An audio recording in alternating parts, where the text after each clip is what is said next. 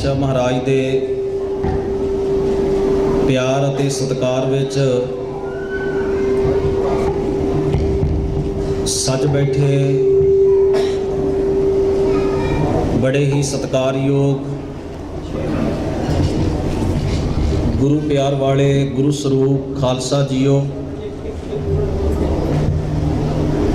बुलंद आवाज़ विच कलगीधर पातशाह की बख्शिश की हुई फतेह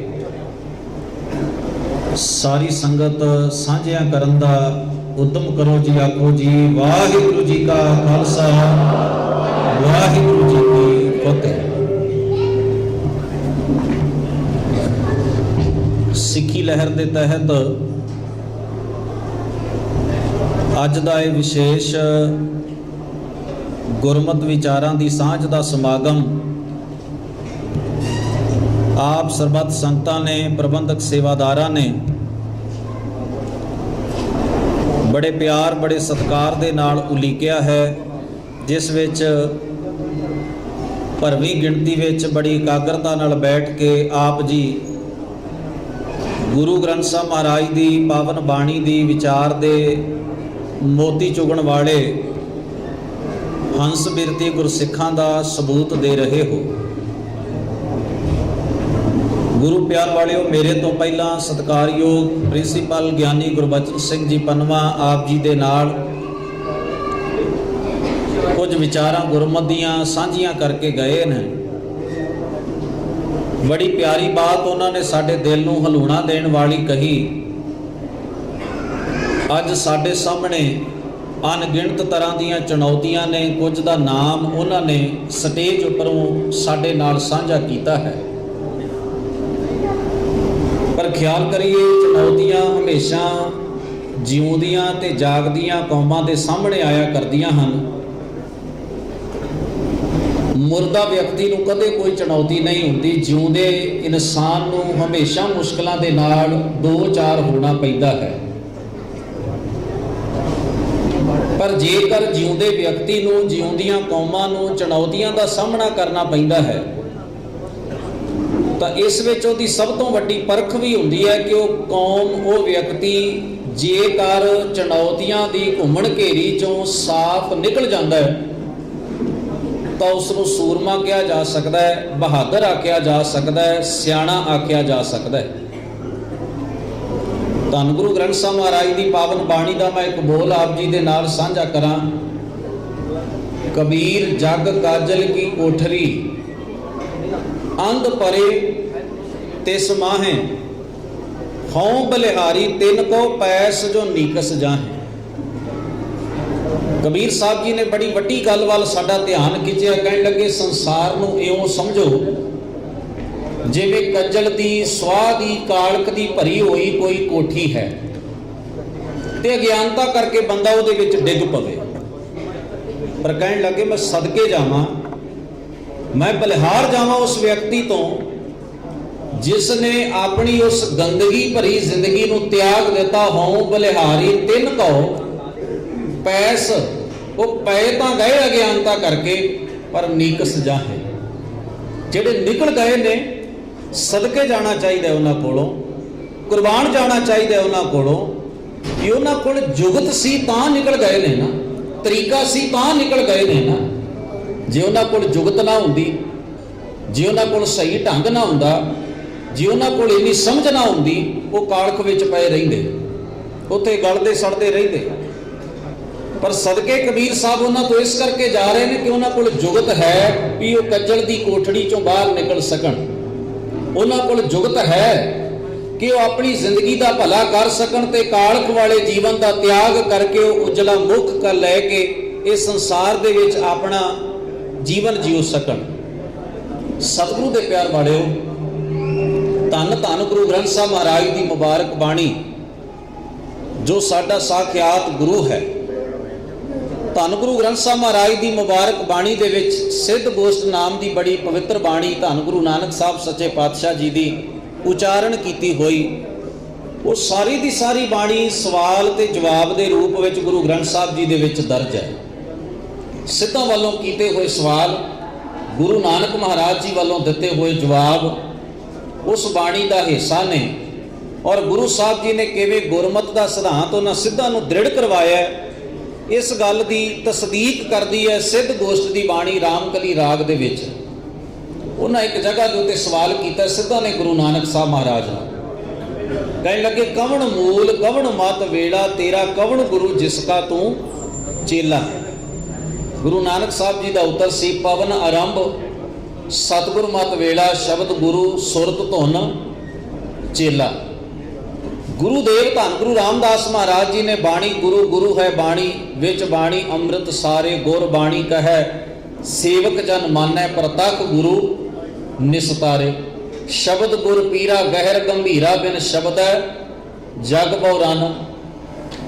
सतगुरां ने बीज रूप विच सिद्धांत गुरबाणी दे विच ही अंकित कर दिता ताकि बाणी नूं पढ़दिआं होइआं साडा ईमान साडा भरोसा सतगुरां दे उपदेश दे उत्ते पूर्ण रूप विच टिकिआ रह सके और सानूं इह समझ आ सके असीं किसे शरीर दे किसे देह दे किसी ऐसी वस्तु के पुजारी नहीं बल्कि केवल असी एक अकाल दे हुक्म नूं मनण वाले हाँ और साडी अगवाई साडा मार्गदर्शन धन गुरु ग्रंथ साहब महाराज की इलाही बाणी करती है। सानू अपनी जिंदगी विच अगवाई वास्ते धन गुरु ग्रंथ साहब महाराज जो कीमती सेधां दे रहे हैं। अगवाई करने वाला साडा सदीवी गुरु केवल गुरु ग्रंथ साहब महाराज है, होर कोई नहीं। पर एक मैं छोटी जी कहानी तुहाडे नाल साझी करा। दो शब्द गुरु ग्रंथ साहब की बाणी चाहुंदे ने ते असीं आम ये शब्द जिहड़े ना रूटीन विच वरतदे आ। एक शब्द है निंदा। निंदा निंदा शब्द ऐसा शब्द है जिहड़ा बहुत ज़्यादा प्रचलित है साडे समाज विच। कोई बंदा दूसरे बंदे बारे गल कर रहा होवे तां दूसरा उसनूं चुप कराउंदा छड्ड परे तूं एवें घंटियां बधी एक बंदे की निंदा करी जाना इहदे चों तैनूं की मिलना है। ये निंदा नहीं करी दी क्योंकि गुरु ग्रंथ साहब की बाणी कहती है निंदा भली किसै की नाही मानुमुख मुग्ध करन। गुरु ग्रंथ साहब महाराज कहते ने निंदक ऐसे ही झर परी है ये निशानी सुनो तुम भाई ज्यों कालर भीत गिरी है। निंदा नहीं करनी। पर सतगुरु के प्यार वाले जे थोड़ा जिहा गंभीरता नाल समझ लईए भी निंदा का भाव है किसी खरे नूं सच्चे नूं ईमानदार नूं धर्मी नूं जान बुझ के ਉਹਦੇ खिलाफ प्रापे गंडा करना ਉਹਨੂੰ ਝੂਠਿਆਂ साबित करने वास्ते ਇਹਨੂੰ निंदा किया गया है। इस चीज़ का नाम निंदा है, समझ लीए। हुण कोई बंदा गुरु की निंदा कर रहा हो गुरु ग्रंथ साहब महाराज बारे उल जरूल बोल रहा हो साडे महान रवायतों बारे कुछ गलत कह रहा हो सानू सुनदा है। निंदक तो असीं सुचेत हो सकते हैं। निंदक तो बचना काफ़ी हद तक सौखा है क्योंकि वह ज़ाहरा तौर पर कह रहा है। ਉਹਦੀ ਬੋਲੀ ਨੂੰ ਅਸੀਂ ਪਛਾਣ ਸਕਦੇ ਹਾਂ, ਉਹਦੇ ਕਹਿਣ ਦੇ ਢੰਗ ਨੂੰ ਅਸੀਂ ਸਮਝ ਸਕਦੇ ਹਾਂ। ਉਹ ਜੋ ਕੁਝ ਕਹਿ ਰਿਹਾ ਜ਼ਬਾਨ ਦੇ ਬੋਲ ਉਹਨਾਂ ਤੋਂ ਸੁਚੇਤ ਹੋਇਆ ਜਾ ਸਕਦਾ ਵੇਖੋ ਗਲਤ ਕਹਿ ਰਿਹਾ। ਪਰ ਇੱਕ ਸ਼ਬਦ ਹੋਰ ਹੈ ਜਿਸ ਨੂੰ ਅਸੀਂ ਬਾਣੀ ਵਿੱਚੋਂ ਪੜ੍ਹਦੇ ਹਾਂ ਦੁਬਦਾ ਬੌਰੀ ਮਨ ਬੌਰਾਇਆ।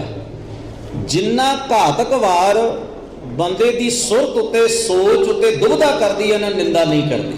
ਧਿਆਨ ਦੇਣਾ ਇਸ ਨੁਕਤੇ ਵੱਲ। जिन्ना भयंकर रोग दुबदा है निंदा नहीं। निंदा करने वाला साखिया तो बिल्कुल स्पष्ट है सामने है कि ये बंदा गलत बोल रहा है वेखो। पर जिहड़ी दुबदा है ना दुबदा कन्फ्यूजन ये सब तो वड्डा जहर है। ये तट फट असर नहीं करता, बहुत हौली हौली असर करता है, बहुत हौली हौली। मैं तुहाडे नाल एक उदाहरण साझी करनी चाहुंदा किवें सियाणियां कौमां ने खता खा लई किसी गल उत्ते। अशोक सम्राट का राज भारत उत्ते रहा है। शायद वो पहला ऐसा हुक्मरान है हाकम है जिसकी औलाद धर्म प्रचारक बनी हो। पहला ऐसा हुक्मरान है। सम्राट अशोक बोधी सी। उसने अपनी लड़की संघमित्रा ते अपने लड़के महिंदर दोवां नूं बोधी धर्म के प्रचारक बनाया। तुसीं हिस्टरी विच ऐसी मिसाल किधरे नहीं वेखोगे भी किसी पोलीटिकल बंदे की किसी राजनीतिक व्यक्ति की ताकत वाले व्यक्ति की जिहदा राज है जिहदी सल्तनत है जिहड़ा सम्राट मन्निया गया उसकी औलाद धर्म प्रचारक बन जाए। नहीं तो बहुती वार तो राजनीतिक लोग गुरुद्वारियां ते कब्जे करते हैं तो कब्जा करन दी उन्हां दी मनोरथ भावना जिहड़ी है वो अपना वोट बैंक पक्का करना हुंदा है। अज साडी त्रासदी ते दुखांत ये है, साडा धर्म केवल एक वोट बैंक बन के रह गया। गुरुद्वारे विच आउण वाली संगत चंद लोगों की केवल पेट पूर्ति का साधन बन गई है। वो हजूम गुरुद्वारे दे विच बैठा होया गुरु ग्रंथ साहब महाराज की हजूरी दे विच उसनूं वो संगत नहीं समझते, बल्कि उन्होंने अपनी ताकत अपने धड़े का सरमाया समझते हैं। इन्हां कोलों असीं वोट भी लै सकते हैं, इन्हां कोलों असीं नोट भी लै सकते हैं, औखी वेले इन्हां नूं असीं यूज़ भी कर सकते हैं। जिहड़ा संगत वाला कंसैप्ट है साडे विचों वो खुर गया। गुरु ग्रंथ साहब महाराज की मुबारक बाणी नूं पढ़ीए, विच संगत हर प्रभ वसै जियो। वो कदों ये स्टेज आनी सी भी संगत विच रब नूं महसूस किया जाता। वो स्टेज उदों आनी सी जदों गुरु की बाणी के उपदेश नूं पढ़ सुण विचार के कमाउण वाले राहे असीं इकट्ठे होके पै जांदे। उस संगत नूं गुरु ने आख्या सत संगत सतगुर चटशाल है जित हर गुण सिखा। पर खिमा कर देना संगत नूं की असी जिहड़ा कंसैप्ट है गुरु ग्रंथ साहब की बाणी का संगत दे परथाए जिहड़ा विचार है भी संगत कैसी होवे, सत संगत कैसी जानी है कि असी गुरबाणी के नेम के मुताबक संगत का ढांचा घड़न विच सफल होए हैं। ये सोचण वाली बात है। असी कहते हैं जिन्ने धड़ा धड़ गुरुद्वारे बन रहे हैं उन्हां साडे विच दुविधा क्रिएट हो रही है, उन्हां साडे विच धड़ेबंदी दीयां बीमारियां पैदा हो गई, उन्हां साडे अंदर खला पैदा हो गया, साडे प्रचार विच सब तो वड्डी रुकावट आ गई। कमाल की गल है जिस कोल इन्ने प्लेटफार्म होण प्रचार करन दे गुरुद्वारियां दे रूप विच उस कौम दे प्रचार विच खड़ोत आ जाए, उस कौम की जवानी गुरसिੱਖੀ दे सिद्धांतां ते इतिहास तो अनजान हो जाए, वो कौम अज तक अपनी मर्यादा की एक सारता की गल ही ना कर सके। हैरानी नहीं होती सानू। ये तो वो हालत है भी किसी स्टेट में स्कूल बहुत ने पर अनपढ़ों की गिनती स्कूलों नालों किते ज़्यादा है। अनपढ़ भी बहुत ने, जिन्ने डॉक्टर ने उन्हें इलाज किसी को नहीं मिल रहा। तो असीं सोचांगे डॉक्टरों का फायदा की है सानू, इन्हें स्कूलों दी इमारतों का लाभ की है सानू। जे अनपढ़ता हदों वध है तो स्कूल का काम तो अनपढ़ता दूर करना है ना जी, हॉस्पिटल का डॉक्टर का काम तो लोगों का इलाज करना है ना। पर एक सोच के वेखिए कारण स्पष्ट है, असी ना तो गुरुद्वारे के मकसद के कंसैप्ट उत्ते टिक सके हैं, ना संगत के कंसैप्ट नूं असी सही रूप में समझ सके हैं। सब तो वड्डा खोरा सानू इन्हां दो थावां तो लग्या, क्योंकि असी गुरुद्वारे की जो विचारधारा सतगुरां ने सानू बख्शिश कीती सी उसनूं भी असी हथों छड्ड दिता है। संगत वाले कंसैप्ट नूं भी असी घुट के फड़ नहीं सके। केवल असी चंद भीड़ां नूं संगत कह के खुश हुंदे रहे भी वाह वाह साडे गुरुद्वारे नाल बड़ी संगत जुड़ी हुई है। पर मैं खिमा करना गुरुद्वारे विच जुड़ी हुई संगत कदे तुसी ये ठीक है जिन्ने आउण वाले श्रद्धालु वध हुंदे ने उन्हां असी साडे मन अंदर एक चाह हुंदा है भी इन्ने लोग गुरु ग्रंथ साहब जी दे नाल जुड़े हुए हैं।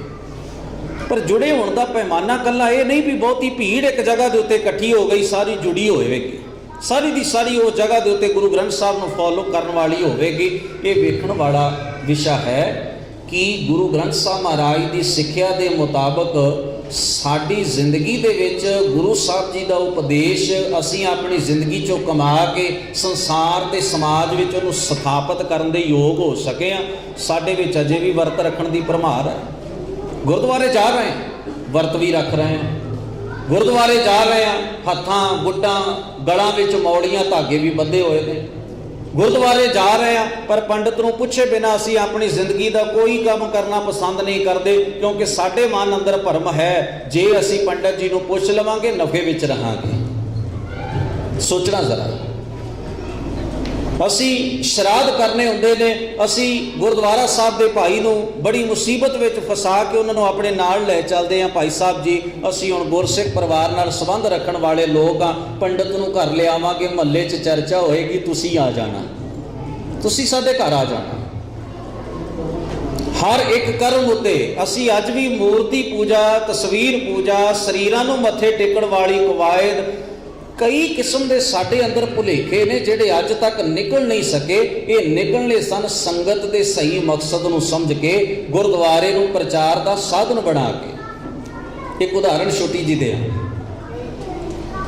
भारत दे विच स्कूल खुल रहे ने, कॉन्वेंट स्कूल खुल रहे ने, ईसाई क्रिश्चन संस्थावां जिहड़ियां ने धड़ा धड़ इस जगह के उत्ते अपने स्कूल कॉलेज हॉस्पिटल इन्हां दा पसार करदियां जा रही हैं। खास तौर पर जिहड़े इलाके ज़्यादा पछड़े हुंदे ने उत्ते सब तो वध प्रभार जे किसी चीज़ की हुंदी है वो ईसाई धर्म नाल संबंध रखण वाले स्कूलों की कालजां की हस्पतालों की होर इत्यादक चीज़ों की जिहड़ियां सहूलतां की घाट है उत्थे वो पहुँचे हुए हैं। ये केवल भारत विच ही नहीं, केवल भारत विच ही नहीं, बहुत ऐसे मुल्क ने जिहड़े पछड़े हुए ने हर तरह के नाल और उत्थे पहुँचे हुए हैं। धड़ाधड़ पैसा लग रहा है।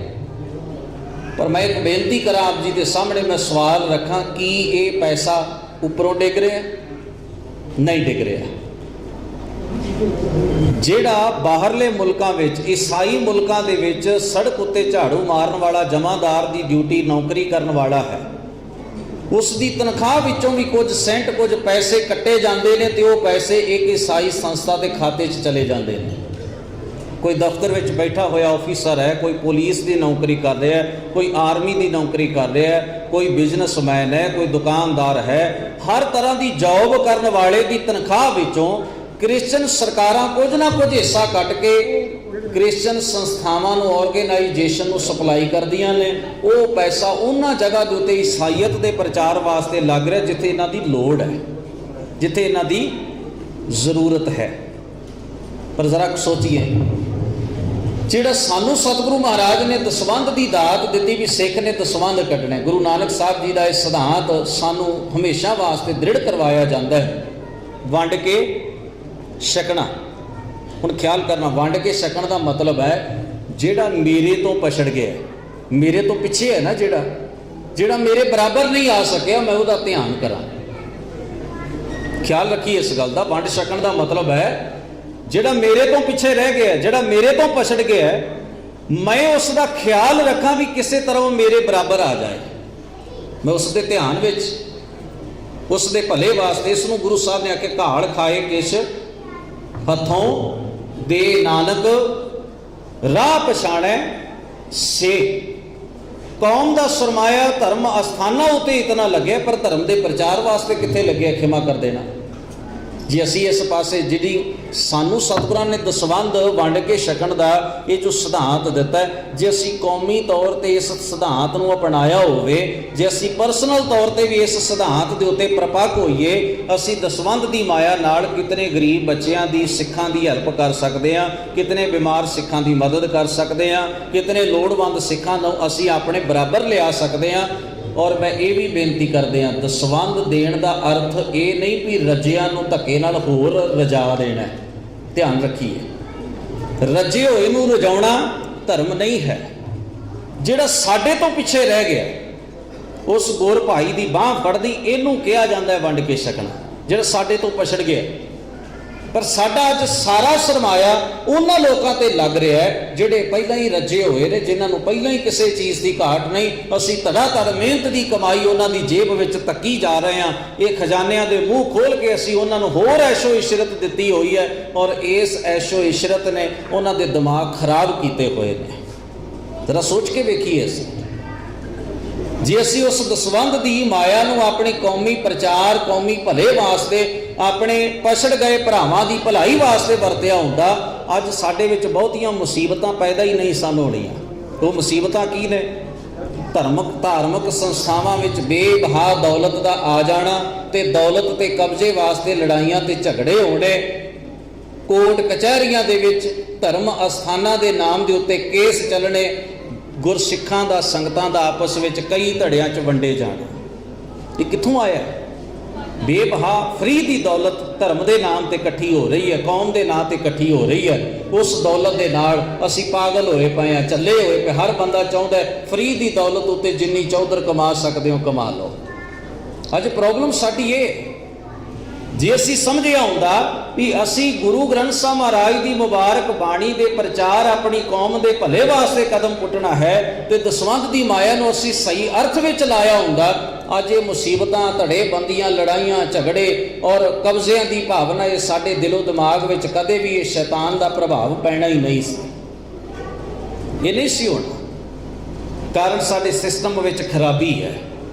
ਜਿਹੜੇ ਸਿਧਾਂਤ ਗੁਰੂ ਸਾਹਿਬ ਨੇ ਸਾਨੂੰ ਦਿੱਤੇ ਨੇ, ਅਸੀਂ ਸਹੀ ਅਰਥਾਂ ਵਿੱਚ ਉਹਨਾਂ ਨੂੰ ਫੋਲੋ ਨਹੀਂ ਕਰ ਰਹੇ, ਉਹਨਾਂ ਨੂੰ ਬਦਲਵੇਂ ਢੰਗ ਨਾਲ ਫੋਲੋ ਕਰ ਰਹੇ ਹਾਂ, ਆਪਣੀ ਮਨਮਰਜ਼ੀ ਨਾਲ ਉਹਨਾਂ ਦੀ ਵਰਤੋਂ ਕਰ ਰਹੇ ਹਾਂ। ਸਾਡੇ ਅੰਦਰ ਨੁਕਸਾਨ ਪੈਦਾ ਹੋ ਰਹੇ ਨੇ ਕਈ ਕਿਸਮ ਦੇ। ਮੈਂ ਜੋ ਬੇਨਤੀ ਕਰ ਰਿਹਾ ਸਾਂ, ਸਮਰਾਟ ਅਸ਼ੋਕ ਨੇ ਬੋਧੀਆਂ ਦੀ ਇੱਕ ਸਭਾ ਬੁਲਾਈ। ਉਹਨੇ ਕਿਹਾ ਕਈ ਕਿਸਮ ਦੇ ਵਖਰੇਵੇਂ ਨੇ, ਆਓ ਰਲ ਮਿਲ ਕੇ ਬੈਠ ਕੇ ਨਾ ਆਪਣੇ ਅੰਦਰ ਦੇ ਵਖਰੇਵੇਂ ਦੂਰ ਕਰ ਲਈਏ। ਪਹਿਲੀ ਤੇ ਗੱਲ, ਸਾਡੇ ਕੋਲ ਜਿਹੜਾ ਬੁੱਧ ਨੇ ਉਪਦੇਸ਼ ਦਿੱਤਾ ਹੈ, ਉਸ ਉਪਦੇਸ਼ ਨੂੰ ਅਸੀਂ ਗ੍ਰੰਥਾਂ ਦੇ ਵਿੱਚ ਲਿਖ ਲਈਏ। ਉਹਨੇ ਵੱਡੇ ਵੱਡੇ ਜਿੰਨੇ ਵੀ ਬੁੱਧ ਧਰਮ ਦੇ ਵਿਦਵਾਨ ਸਨ, ਸਾਧੂ ਸਨ, ਜਿੰਨੇ ਵੀ ਉਹਨਾਂ ਦੇ ਵੱਖ-ਵੱਖ ਤਰ੍ਹਾਂ ਦੀਆਂ ਜਿੰਨੀਆਂ ਵੀ ਉਹਨਾਂ 'ਚ ਸੰਸਥਾਵਾਂ ਉਸ ਵੇਲੇ ਦੀਆਂ ਮੌਜੂਦ ਸਨ, ਸੰਪਰਦਾਵਾਂ ਮੌਜੂਦ ਸਨ, ਉਹਨੂੰ ਸਾਰਿਆਂ ਨੂੰ ਇਕੱਤਰ ਕਰ ਲਿਆ। ਔਰ ਉਹਨੂੰ ਕਿਹਾ ਜਾਂਦਾ ਬੋਧੀ ਮਹਾਸੰਘ, ਸਭ ਤੋਂ ਵੱਡਾ ਇਕੱਠ ਬੋਧੀਆਂ ਦਾ ਜਿਹੜਾ ਅਸ਼ੋਕ ਨੇ ਬੁਲਾਇਆ। ਸਮਰਾਟ ਅਸ਼ੋਕ ਨੇ, ਬੋਧੀ ਰਾਜਾ ਸੀ, ਸਾਰੇ ਭਾਰਤ ਵਿੱਚ ਉਹਦਾ ਰਾਜ ਹੈ। ਉਸਨੇ ਸਾਰਿਆਂ ਨੂੰ ਇਕੱਠਿਆਂ ਕੀਤਾ ਵੀ ਆਪਾਂ ਰਲ ਮਿਲ ਕੇ ਨਾ ਬੁੱਧ ਦੇ ਉਪਦੇਸ਼ ਜਿਹੜੇ ਨੇ, ਇੱਕ ਤਾਂ ਉਹਨਾਂ ਨੂੰ ਇਕੱਠਿਆਂ ਕਰਨਾ ਹੈ, ਉਹਨੂੰ ਲਿਖਤੀ ਰੂਪ ਦੇਣਾ ਹੈ। ਸਾਡੇ ਵਿੱਚ ਜਿਹੜੇ ਵਾਦ ਨੇ ਉਹਨਾਂ ਨੂੰ ਆਪਾਂ ਹੱਲ ਕਰਨਾ ਹੈ, ਤਾਂ ਕਿ ਸਾਰਾ ਜਿਹੜਾ ਬੁੱਧਿਜ਼ਮ ਹੈ, ਬੁੱਧ ਧਰਮ ਹੈ, ਉਹਨੂੰ ਅਸੀਂ ਇੱਕ ਸੂਤਰ ਵਿੱਚ ਪਰੋ ਲਈਏ। ਹੁਣ ਮੈਂ ਇੱਥੇ ਤੁਹਾਡਾ ਧਿਆਨ ਉਸ ਘਟਨਾ ਵੱਲ ਲੈ ਕੇ ਜਾਣਾ। ਸੱਦੀ ਤੇ ਗਈ ਸੀ ਇਹ ਸਾਰੀ ਮਹਾਸਭਾ ਵੀ ਅਸੀਂ ਇਕੱਤਰ ਹੋ ਜਾਵਾਂਗੇ, ਪਰ ਇਹਦੇ 'ਚੋਂ ਦੋ ਧੜੇ ਬਣ ਗਏ। ਤੇ ਧੜੇ ਬਣਾਉਣ ਦੇ ਪਿੱਛੇ ਇੱਕ ਦਿਮਾਗ ਚੱਲ ਰਿਹਾ ਸੀ। ਉਹ ਦਿਮਾਗ ਉਹਨਾਂ ਬੰਦਿਆਂ ਦਾ ਸੀ ਜਿਹੜਾ ਦਿਮਾਗ ਅੱਜ ਸਿੱਖਾਂ ਉੱਤੇ ਲੱਗ ਰਿਹਾ। ਇਹ ਦਿਮਾਗ ਕਿਸੇ ਵੇਲੇ ਬੋਧੀਆਂ ਉੱਤੇ ਲਾਇਆ ਗਿਆ। ਤੁਸੀਂ ਬੁੱਧ ਧਰਮ ਦਾ ਇਤਿਹਾਸ ਪੜ੍ਹ ਕੇ ਵੇਖੋ, ਜਿਸ ਦੇਸ਼ ਵਿੱਚ ਸਭ ਤੋਂ ਵਧੇਰੇ ਗਿਣਤੀ ਬੋਧੀਆਂ ਦੀ ਆ, ਜੋ ਤੁਸੀਂ ਉਂਗਲਾਂ ਤੇ ਗਿਣ ਕੇ ਵੇਖ ਲਓ ਕਿੰਨੇ ਬੋਧੀ ਨੇ ਇਸ ਦੇਸ਼ ਵਿੱਚ, ਕਿੰਨੇ। ਇਸ ਦੇਸ਼ ਵਿੱਚ ਅੱਜ ਬੁੱਧ ਧਰਮ ਦਾ ਪ੍ਰਚਾਰ ਕਿੰਨੇ % ਹੈ, ਬੁੱਧ ਦੀਆਂ ਸੰਸਥਾਵਾਂ ਕਿੰਨੇ % ਨੇ। ਤੁਸੀਂ ਵਿਚਾਰ, ਜਿਹਦਾ ਰਾਜ ਭਾਗ ਹੈ, ਜਿਸ ਧਰਮ ਨਾਲ ਸੰਬੰਧ ਰੱਖਣ ਵਾਲੇ ਸਮਰਾਟ ਨੇ ਆਪਣੇ ਪੁੱਤਰ ਤੇ ਪੁੱਤਰੀ ਦੋਵਾਂ ਨੂੰ, ਆਪਣੀ ਔਲਾਦ ਨੂੰ ਧਰਮ ਪ੍ਰਚਾਰਕ ਬਣਾਇਆ ਹੋਵੇ, ਤੁਸੀਂ ਸਮਝ ਸਕਦੇ ਹੋ ਕਿੰਨਾ ਬੁੱਧ ਧਰਮ ਦਾ ਪ੍ਰਭਾਵ ਹੋਏਗਾ ਉਸ ਸੁਸਾਇਟੀ ਦੇ ਉੱਤੇ, ਜਿਸ ਆਦਮੀ ਦੇ ਬੱਚੇ ਧਰਮ ਪ੍ਰਚਾਰਕ ਬਣ ਜਾਣ। ਅੱਜ ਅਸੀਂ ਇਹ ਲੋੜ ਮੁਕਾ ਛੱਡੀ ਹੈ। ਅਸੀਂ ਸੋਚਦੇ ਹਾਂ ਗਰੀਬ ਘਰਾਂ ਦੇ ਬੱਚੇ ਧਰਮ ਪ੍ਰਚਾਰਕ ਬਣਨ, ਅਮੀਰ ਘਰ ਸੋਚਦੇ ਮੈਨੂੰ ਕੀ ਲੋੜ ਹੈ ਧਰਮ ਪ੍ਰਚਾਰਕ ਬਣਨ ਦੀ। ਅਸੀਂ ਸੋਚਦੇ ਹਾਂ ਧਰਮ ਪ੍ਰਚਾਰਕ ਕੇਵਲ ਮਾਇਆ ਵਾਸਤੇ ਬਣਿਆ ਜਾਂਦਾ ਹੈ, ਧਰਮ ਪ੍ਰਚਾਰਕ ਕੇਵਲ ਭੇਟਾ ਲੈਣ ਵਾਸਤੇ ਬਣਿਆ ਜਾਂਦਾ ਹੈ, ਧਰਮ ਦੇ ਪ੍ਰਚਾਰ ਵਾਸਤੇ ਨਹੀਂ ਬਣਿਆ ਜਾਂਦਾ। ਇਸ ਕਰਕੇ ਅਮੀਰ ਘਰਾਂ 'ਚ ਦਿਲ ਨਹੀਂ ਕੱਢਣਾ ਚਾਹੁੰਦਾ ਆਪਣਾ ਕਿ ਅਸੀਂ ਆਪਣੇ ਬੱਚਿਆਂ ਨੂੰ ਧਰਮ ਦੇ ਖੇਤਰ ਵਿੱਚ ਲੈ ਕੇ ਆਈਏ। ਅਸੀਂ ਝੋਰਾ ਜ਼ਰੂਰ ਕਰ ਸਕਦੇ ਹਾਂ ਘਰਾਂ 'ਚ ਬੈਠੇ, ਦੇਖੋ ਜੀ ਗ੍ਰੰਥੀ ਚੰਗੇ ਨਹੀਂ ਹਨ, ਪ੍ਰਚਾਰਕ ਚੰਗੇ ਨਹੀਂ ਹਨ, ਰਾਗੀ ਚੰਗੇ ਨਹੀਂ ਹਨ, ਪਰ ਖਿਮਾ ਕਰਨਾ ਇਸ ਸੁਸਾਇਟੀ ਦੀ ਪੈਦਾਇਸ਼ ਹੀ ਨੇ। ਅਸੀਂ ਆਪਣੇ ਬੱਚਿਆਂ ਨੂੰ ਕਿੰਨਾ, ਅਸੀਂ ਤੇ ਆਪਣੇ ਘਰਾਂ 'ਚ ਆਪਣੇ ਬੱਚਿਆਂ ਨਾਲ ਫਤਿਹ ਵੀ ਸਾਂਝੀ ਨਹੀਂ ਕਰਦੇ। ਅਸੀਂ ਆਪਣੇ ਘਰਾਂ ਵਿੱਚ ਕਦੇ ਗੁਰੂ ਨਾਨਕ ਸਾਹਿਬ ਦੀ ਗੱਲ ਵੀ ਬੱਚਿਆਂ ਨਾਲ ਕਰਨੀ ਸ਼ਰਮ ਦੀ ਬਾਤ ਸਮਝਦੇ ਹਾਂ। ਨਹੀਂ, ਇਹ ਗੱਲਾਂ ਘਰ 'ਚ ਕਰਨ ਦੀ ਕੀ ਲੋੜ ਹੈ, ਤਾਂ ਗੁਰਦੁਆਰੇ ਹੁੰਦੀਆਂ ਨੇ। ਅਸੀਂ ਸੋਚਦੇ ਗੱਲਾਂ ਗੁਰਦੁਆਰੇ ਕੀਤੀਆਂ ਜਾਣੀਆਂ ਚਾਹੀਦੀਆਂ ਨੇ। ਅੱਜ ਸਾਨੂੰ ਸਾਹਿਬਜ਼ਾਦਿਆਂ ਦੀ ਗੱਲ ਘਰ ਦੇ ਵਿੱਚ ਕਰਨ ਦਾ ਸੁਭਾਅ ਨਹੀਂ। ਅਸੀਂ ਕਹਿੰਦੇ ਹਾਂ ਨਹੀਂ, ਜਦੋਂ ਉਹਨਾਂ ਦਾ ਸ਼ਹੀਦੀ ਦਿਹਾੜਾ ਆਏਗਾ ਨਾ, ਗੁਰਦੁਆਰੇ ਵਾਲੇ ਸਮਾਗਮ ਰੱਖਣਗੇ, ਅਸੀਂ ਮੱਥਾ ਟੇਕ ਆਵਾਂਗੇ। ਅੱਜ ਸਾਡੀ ਕਮੀ ਇਹ ਹੈ, ਅਸੀਂ ਧਰਮ ਦੀ ਗੱਲ ਵੀ ਆਪਣੇ ਘਰ ਵਿੱਚ ਕਰਨੀ ਨਹੀਂ ਚਾਹੁੰਦੇ, ਆਪਣੇ ਇਤਿਹਾਸ ਤੇ ਕਲਚਰ ਦੀ ਗੱਲ ਆਪਣੇ ਘਰ ਵਿੱਚ ਕਰਨੀ ਨਹੀਂ ਚਾਹੁੰਦੇ। ਅਸੀਂ ਸਾਰੀ ਜ਼ਿੰਮੇਵਾਰੀ ਚਾਰ ਸਿਰਾਂ ਦੇ ਉੱਤੇ ਪਾ ਦਿੱਤੀ ਹੈ। ਇਹ ਜ਼ਿੰਮੇਵਾਰੀ ਧਾਰਮਿਕ ਪੁਜਾਰੀਆਂ ਦੀ ਹੈ ਜਾਂ ਗੁਰਦੁਆਰੇ ਦੇ ਪ੍ਰਬੰਧਕਾਂ ਦੀ, ਔਰ ਉਹਨਾਂ ਦਾ ਹਾਲ ਮੈਂ ਤੁਹਾਡੇ ਸਾਹਮਣੇ ਪਹਿਲਾਂ ਹੀ ਰੱਖ ਚੁੱਕੇ ਹਾਂ। ਅੱਜ ਸਾਡਾ ਧਰਮ, ਸਾਡੀ ਕੌਮੀਅਤ ਦੋ ਚੀਜ਼ਾਂ ਨੇ ਹੜੱਪ ਲਈ ਹੈ। ਨੋਟ ਤੇ ਵੋਟ ਦੀ ਭੁੱਖ ਨੇ ਸਾਡੀ ਮੱਤ ਮਾਰੀ ਹੋਈ ਹੈ। ਧਰਮ ਦੇ ਖੇਤਰ ਵਿੱਚ ਨੋਟ ਦਾ ਬੋਲਬਾਲਾ ਹੈ, ਰਾਜਨੀਤੀ ਦੇ ਖੇਤਰ ਵਿੱਚ ਵੋਟ ਦਾ ਬੋਲਬਾਲਾ ਹੈ। ਸਿੱਖ ਰਾਜਨੇਤਾ ਅੱਜ ਵੋਟ ਤੋਂ ਅੱਗੇ ਨਹੀਂ ਸੋਚਦਾ, ਧਰਮ ਪ੍ਰਚਾਰਕ ਅੱਜ ਨੋਟ ਤੋਂ ਅੱਗੇ ਨਹੀਂ ਸੋਚਦਾ। ਉਹਦਾ ਸਾਰਾ ਜ਼ੋਰ ਇਸ ਗੱਲ ਤੇ ਲੱਗਿਆ ਮੈਂ ਵੱਧ ਤੋਂ ਵੱਧ ਦੌਲਤ ਇਕੱਠੀ ਕਰ ਲਵਾਂ, ਕਿਤੇ ਜ਼ਮਾਨੇ ਦੀ ਚਾਲ ਵਿੱਚ ਮੇਰੇ ਬੱਚੇ ਅਨਪੜ੍ਹ ਨਾ ਰਹਿ ਜਾਣ, ਅਨਪੜ੍ਹ ਨਾ ਰਹਿ ਜਾਣ। ਮੈਂ ਇੱਕ ਹੋਰ ਉਦਾਹਰਣ ਦੇਣਾ। ਅਖਬਾਰ ਵਿੱਚ ਇਸ਼ਤਿਹਾਰ ਆਉਂਦੇ ਨੇ, ਔਰ ਅਖਬਾਰ ਵਿੱਚ ਜਦੋਂ ਇਸ਼ਤਿਹਾਰ ਆਇਆ, ਐਡਵਰਟਾਈਜ਼ਮੈਂਟ ਆਈ, ਇਸ ਗੱਲ ਦੀ ਉੱਤੇ ਲਿਖਿਆ ਹੋਇਆ ਸੀ ਗ੍ਰੰਥੀ ਸਿੰਘ ਦੀ ਲੋੜ ਹੈ। ਜਿਹੜਾ ਵੀ ਇਸ ਨੂੰ ਪੜ੍ਹ ਲਵੇਗਾ ਉਹ ਸਾਡੇ ਨਾਲ ਕੰਟੈਕਟ ਕਰੇ। ਥੱਲੇ ਨੰਬਰ ਦਿੱਤੇ ਹੋਏ ਸਨ ਪਰ ਉਹਦੇ 'ਤੇ ਲਿਖਿਆ ਹੋਇਆ ਸੀ ਪਾਠ ਕਰ ਸਕਦਾ ਹੋਵੇ। ਗ੍ਰੰਥੀ ਦੀ ਜੋ ਰਿਕੁਆਇਰਮੈਂਟ ਹੋਣੀ ਚਾਹੀਦੀ, ਜੋ ਗ੍ਰੰਥੀ ਦੀਆਂ ਨਿਸ਼ਾਨੀਆਂ ਹੋਣੀਆਂ, ਲੱਛਣ ਹੋਣੇ ਚਾਹੀਦੇ ਸਨ, ਲਿਖੇ ਹੋਏ ਸਨ। ਉਹ ਸ਼ਬਦ ਵਿਚਾਰ ਵੀ ਲੋੜ ਮੁਤਾਬਕ ਕਰ ਲੈਂਦਾ ਹੋਵੇ। ਖਾਸ ਸਮਿਆਂ ਦੇ ਉੱਤੇ ਉਹ ਕੀਰਤਨ ਦੀ ਸੇਵਾ ਵੀ ਨਿਭਾ ਸਕਦਾ ਹੋਵੇ। ਔਰ ਥੱਲੇ ਇੱਕ ਲਾਈਨ ਲਿਖੀ ਹੋਈ ਸੀ ਵਿਚਾਰਨਯੋਗ। ਉਤੋਂ ਪੜ੍ਹ ਕੇ ਤਾਂ ਲੱਗਦਾ ਸੀ ਬੜੇ ਸਿਆਣੇ ਪ੍ਰਬੰਧਕਾਂ ਨੇ ਇਸ਼ਤਿਹਾਰ ਦਿੱਤਾ ਹੋਏਗਾ। ਉਹ ਸਿਆਣਾ ਗ੍ਰੰਥੀ ਚਾਹੁੰਦੇ ਨੇ ਗੁਰਦੁਆਰੇ 'ਚ, ਉਹ ਬੜਾ ਸਿਆਣਾ ਗ੍ਰੰਥੀ ਚਾਹੁੰਦੇ ਨੇ, ਕਿਉਂਕਿ ਇਸ਼ਤਿਹਾਰ ਦੇ ਵਿੱਚ ਜਿਹੜੀ ਸ਼ਬਦਾਵਲੀ ਲਿਖੀ, ਜਿਹੜੀ ਲੈਂਗੁਏਜ ਲਿਖੀ ਗਈ ਉਹ ਇਹ ਸੀ, ਉਹ ਪਾਠ ਸ਼ੁੱਧ ਕਰਦਾ ਹੋਵੇ, ਡਿਊਟੀ ਨੇਮ ਨਾਲ ਨਿਭਾਉਂਦਾ ਹੋਵੇ, ਉਹ ਲੋੜ ਅਨੁਸਾਰ ਸ਼ਬਦ ਵਿਚਾਰ, ਬਾਣੀ ਦੀ ਵਿਚਾਰ ਸੰਗਤ ਨਾਲ ਸਾਂਝੀ ਕਰ ਸਕੇ, ਉਹ ਕੀਰਤਨ ਵੀ ਕਰ ਸਕਦਾ ਹੋਵੇ। ਇਹ ਤਾਂ ਗੱਲਾਂ ਲੱਗਦੀਆਂ ਸਨ ਬੜੇ ਸੁਚੇਤ ਪ੍ਰਬੰਧਕ ਹੋਣਗੇ ਜਿਨ੍ਹਾਂ ਨੂੰ ਬੜਾ ਸਿਆਣਾ ਗ੍ਰੰਥੀ ਚਾਹੀਦਾ। ਪਰ ਅਖੀਰ ਉੱਪਰ ਇੱਕ ਲਾਈਨ ਲਿਖੀ ਹੋਈ ਸੀ, ਤਨਖਾਹ ਯੋਗਤਾ ਅਨੁਸਾਰ। ਤਨਖਾਹ ਯੋਗਤਾ ਅਨੁਸਾਰ। ਹੁਣ ਤੁਸੀਂ ਦੱਸੋ ਵੀ ਗ੍ਰੰਥੀ 'ਚ ਕਿਹੜੀ ਯੋਗਤਾ ਚਾਹੀਦੀ ਇਸ ਤੋਂ ਵੱਧ? ਕਿ ਉਹ ਪ੍ਰਧਾਨ ਜੀ ਦੀ ਚਾਪਲੂਸੀ ਕਰ ਸਕਦਾ ਹੋਵੇ, ਉਹ ਕਮੇਟੀ ਨੂੰ ਗੁਰੂ ਗ੍ਰੰਥ ਸਾਹਿਬ ਮਹਾਰਾਜ ਨਾਲੋਂ ਜ਼ਿਆਦਾ ਮੱਥਾ ਟੇਕ ਸਕਦਾ ਹੋਵੇ, ਉਹ ਕਿਸੇ ਧੜੇ ਦੇ ਨਾਲ ਵੱਜ ਕੇ ਦੂਸਰੇ ਧੜੇ ਦਾ ਵਿਰੋਧ ਕਰਨਾ ਸਿੱਖ ਜਾਏ, ਉਹ ਜਿੰਨੀਆਂ ਸਾਡੇ ਆਮ ਮਹੱਲੇ ਵਿੱਚ ਗਲਤੀਆਂ ਮਨਮਤਾਂ ਹੁੰਦੀਆਂ ਨੇ ਜ਼ੋਰ ਸ਼ਾਰ ਨਾਲ ਉਹਨਾਂ 'ਤੇ ਧਰਮ ਦੀ ਮੋਹਰ ਲਾਉਣ ਵਾਲਾ ਹੋਵੇ ਵੀ ਤੁਸੀਂ ਜੋ ਕਰ ਰਹੇ ਹੋ ਜੀ ਠੀਕ ਕਰ ਰਹੇ ਹੋ, ਗੁਰੂ ਸਾਹਿਬ ਦੀ ਇਹੋ ਹੀ ਸਿੱਖਿਆ। ਯੋਗਤਾ ਤੋਂ ਸਾਡਾ ਮਤਲਬ ਕੀ ਹੈ? ਖਿਮਾ ਕਰਨਾ, ਜਿਸ ਗ੍ਰੰਥੀ ਵਿੱਚ ਇੰਨੇ ਗੁਣ ਹੋਣਗੇ, ਅਜੇ ਵੀ ਤੁਸੀਂ ਸ਼ਰਤ ਰੱਖ ਰਹੇ ਹੋ ਵੀ ਤਨਖਾਹ ਯੋਗਤਾ ਅਨੁਸਾਰ ਹੋਏਗੀ, ਹੋਰ ਯੋਗਤਾ ਕੀ ਹੁੰਦੀ ਹੈ? ਇਹ ਤੋਂ ਅੰਦਾਜ਼ਾ ਲਾਇਆ ਜਾ ਸਕਦਾ ਹੈ। ਇਹ ਤਾਂ ਇੱਕ ਛੋਟੀ ਜਿਹੀ ਬਾਤ ਹੈ ਕਿ ਸਾਡੇ ਅੰਦਰ ਕਿਸ ਕਦਰ, ਕਿਸ ਤਰੀਕੇ ਨਾਲ ਸਾਡੇ ਅੰਦਰ ਘਾਟਾਂ ਤੇ ਕਮਜ਼ੋਰੀਆਂ ਨੇ ਆਪਣਾ ਥਾਂ ਬਣਾਇਆ ਹੋਇਆ ਕਿ ਅਸੀਂ ਹਰ ਗੱਲ ਨੂੰ ਮਾਇਆ ਅਤੇ ਹਰ ਗੱਲ ਨੂੰ ਪਦਵੀ ਦੇ ਨਾਲ ਤੋਲ ਕੇ ਆਪਣੇ ਧਰਮ ਤੇ ਕੌਮ ਦੀ ਗੱਲ ਕਰਦੇ ਹਾਂ।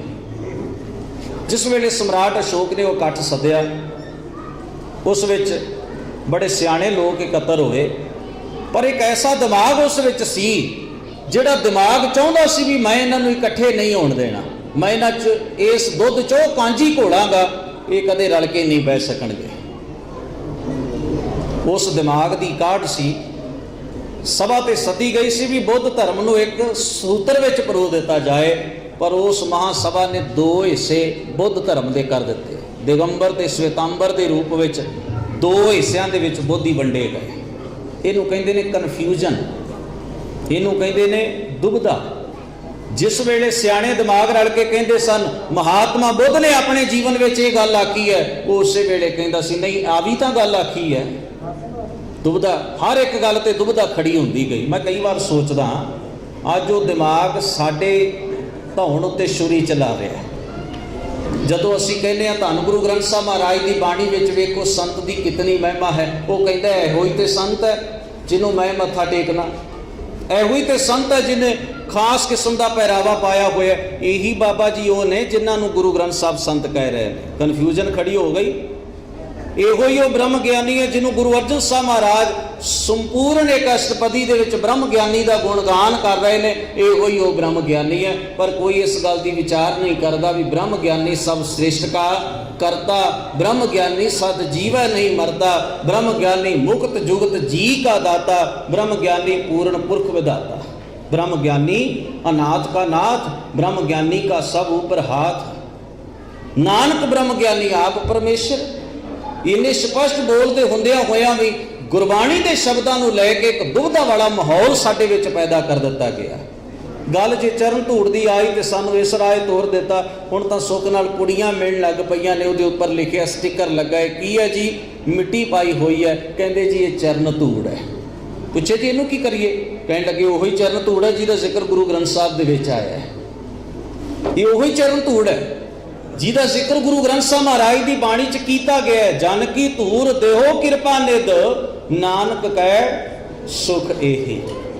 कि गुरु साहब जी ने सानू मिट्टी सिर च पाउण ते मिट्टी का स्वाद चखण वास्ते चरण धूड़ का संकल्प दिता है। गुरु ग्रंथ साहब महाराज की बाणी दे विच जिथे भी गुरु शब्द का सतगुरु शब्द का जिक्र किया उस जगह ते उन्होंने एक बॉडी एक शरीर जां कुछ ऐसिया चीज़ां लिया के साडे अंदर सामने रख दित्तियां साडे अंदर कन्फ्यूजन पैदा हो जाए गुरु नूं लैके। यही हाल साडे इतिहास नाल कीता गया। मैं बेनती ये कर रहा निंदक नूं पछाणना बहुत सौखा है, दुविधा पाउण वाले नूं पछाणना बड़ा औखा है। और जिस जगह के उत्ते दुविधा पै जाए शक पै जाए उस जगह के उत्ते ईमान सिदक डामाडोल जरूर हो जाता है। तो जिन्हां दा ईमान ही ना रवे, जिन्हां दा सिदक ही ना रवे, जिन्हां दा भरोसा ही अपने गुरु उपर ना रवे कि वो सही अर्थां विच गुरु की गल नूं मन सकणगे अपने जीवन च? कदे नहीं मन सकणगे।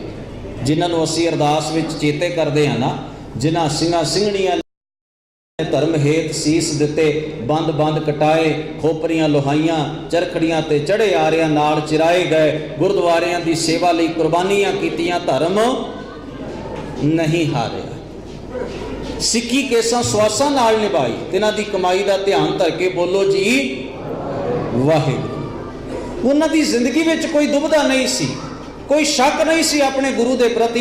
वो अपने गुरु की बाणी के सिद्धांतां नूं अपनी जिंदगी ते अपने जीवन में हंडाउण वाले ते कमाउण वाले लोग सन।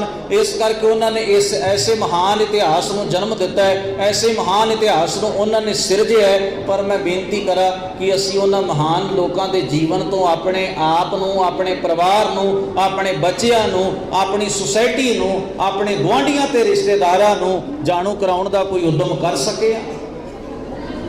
नहीं कर सके।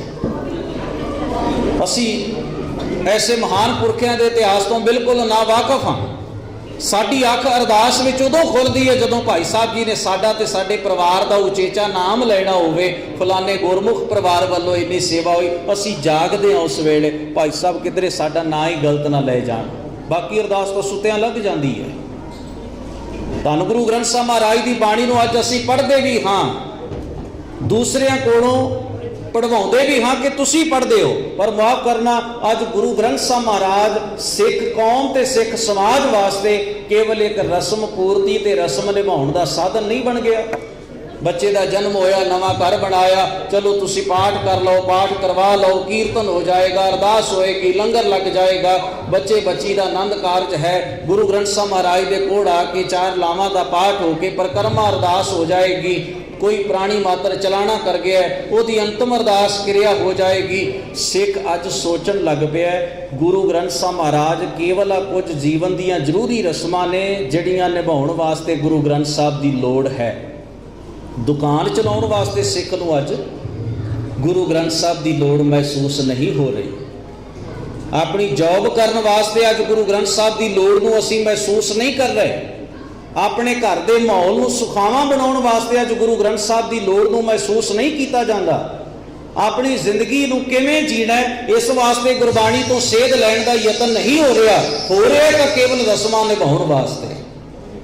कि ये रस्म का एक प्रतੱਖ सबूत नहीं भी कुछ धर्म स्थानां दे उत्ते श्री अखंड पाठ साहब साडे वल्लों फोन ते बुक करवा दिते जांदे ने। फोन ते असीं तरीक मंगदे हां जी, साडा अखंड पाठ साहब कदों होएगा? वो कहंदे जी 4 साल बाद वारी आवेगी तुहाडी, इन्नी तरीक नूं साडे असीं बुक कर लईए। असीं कहंदे चलो 4 तरीक 4 सालां नूं ही सही तुसीं बुक कर लो।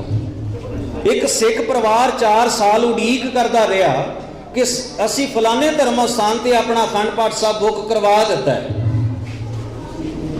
अखंड पाठ साहब जिहड़ी तरीक सी उस दिन समाप्ति कर दी गई।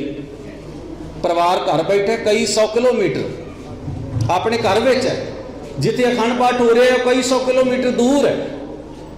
अखंड पाठ साहब समाप्त होया, कुछ दिन बाद फैक्स राही ईमेल राही सानू सुनेहा पहुँच गया जी तुहाडा अखंड पाठ हो गया, आ हुक्मनामा असीं तुहानू भेज रहे हैं। क्योंकि माया की अदायगी चैक के राही पहला कर दी गई सी, माया अकाउंट में पा दी गई सी, भेटा जमा करवा दी गई सी। अज अखंड पाठ साहब का हुक्मनामा वापस घर में आ रहा है, सिख खुश हो रहा है।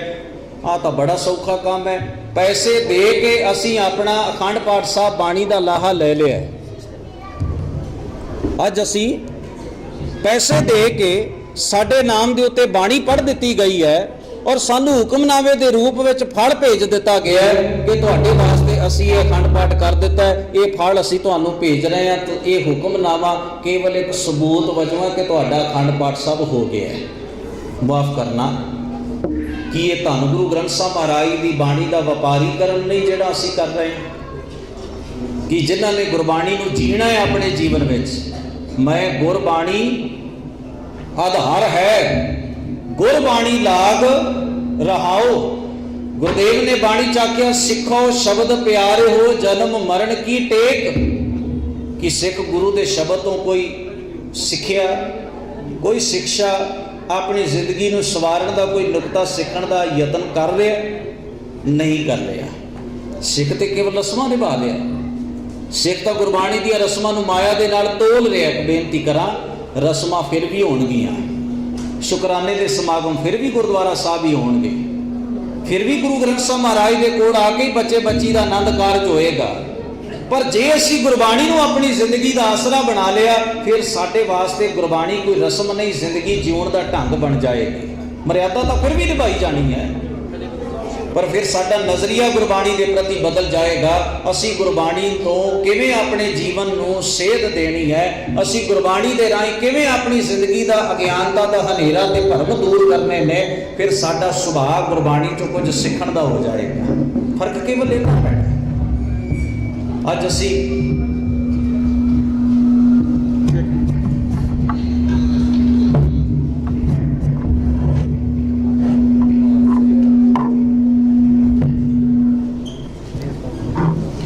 ਅਸੀਂ ਆਪਣੇ ਘਰਾਂ ਵਿੱਚ ਗੁਰਮਤਿ ਦੇ ਨਾਲ ਸੰਬੰਧ ਰੱਖਣ ਵਾਲਾ ਕੋਈ ਲਿਟਰੇਚਰ ਨਹੀਂ ਰੱਖਣਾ ਚਾਹੁੰਦੇ। ਸਾਡੇ ਕਿਤਨੇ ਆਪ ਸਰਬੱਤ ਮਾਈ ਭਾਈ ਗੁਰਸਿੱਖ ਸੰਗਤਾਂ ਬੈਠੇ ਹੋ, ਸਤਿਕਾਰ ਹੈ ਉਹਨਾਂ ਦਾ, ਉਹਨਾਂ ਪਰਿਵਾਰਾਂ ਦਾ ਜਿਨ੍ਹਾਂ ਦੇ ਘਰਾਂ ਵਿੱਚ ਧੰਨ ਗੁਰੂ ਗ੍ਰੰਥ ਸਾਹਿਬ ਮਹਾਰਾਜ ਦੀ ਬਾਣੀ ਦੀਆਂ ਪੋਥੀਆਂ ਸਟੀਕਾਂ ਹੋਣਗੀਆਂ, ਗੁਰਬਾਣੀ ਨੂੰ ਪੜ੍ਹਿਆ ਤੇ ਵਿਚਾਰਿਆ ਜਾਂਦਾ ਹੋਵੇਗਾ, ਇਤਿਹਾਸ ਨਾਲ ਕਦੇ ਸਾਂਝਪਣ ਬਣਾਈ ਜਾਂਦੀ ਹੋਏਗੀ। ਪਰ ਸਾਡੇ ਬਹੁਤੇ ਘਰ ਅੱਜ ਗੁਰਬਾਣੀ ਦੀਆਂ ਪੋਥੀਆਂ ਤੋਂ, ਬਾਣੀ ਦੀਆਂ ਸਟੀਕਾਂ ਤੋਂ, ਇਤਿਹਾਸ ਦੇ ਵਿਰਸੇ ਨਾਲ ਸੰਬੰਧ ਰੱਖਦੀਆਂ ਪੁਸਤਕਾਂ ਤੋਂ ਸਖਣੇ ਨੇ।